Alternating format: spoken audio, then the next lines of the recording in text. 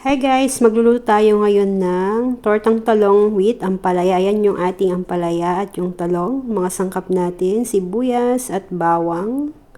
At kailangan rin natin ng itlog. Ayan yung itlog natin guys. Magpapainit lang tayo ng mantika sa ating kawali at tayo magigisa na. Ayan. Ilalagay na natin yung ating sibuyas. Ayan, igisa lang muna natin yung sibuyas. At next, ilalagay na rin natin yung ating bawang o yung garlic natin. Ayan guys. Igigisa lang natin yan.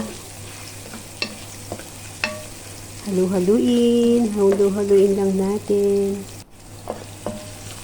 Hanggang sa lumabas ang aroma ng ating bawang at sibuyas. Ayan guys.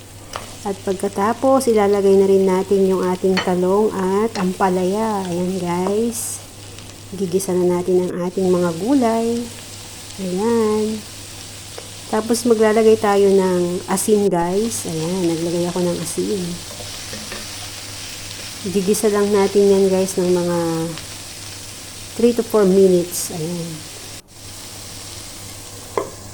Ayan, tatakpan natin para mas madaling maluto yung ating gulay, yung talong at ang ating ampalaya.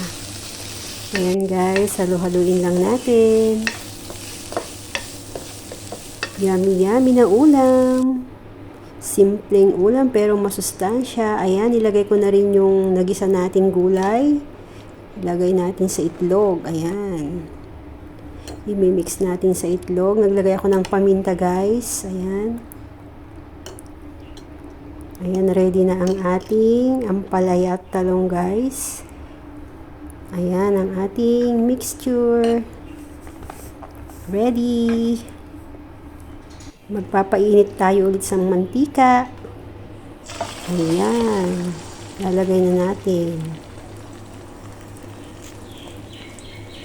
Try nyo na to guys. Napakasarap at maiba naman. Lagyan nyo siya ng ampalaya. Yummy yummy. Ayan na siya guys. Yummy yummy ulam. Simpleng ulam pero masustansya. Yummy. Ayan na guys. Done ang ating tortang talong with ampalaya. Yummy yummy. Ayan. Slice ko na rin siya guys. Hinati-hati ko. Ayan. Kayo nang bahala kung ano ang gagawin nyong sausawan sa inyong tortang talong with ampalaya. Ayan guys. Ayan. Kain na ako dyan. Yummy ulam. Napakasarap. Try nyo na ang tortang talong with ampalaya. Thank you for watching.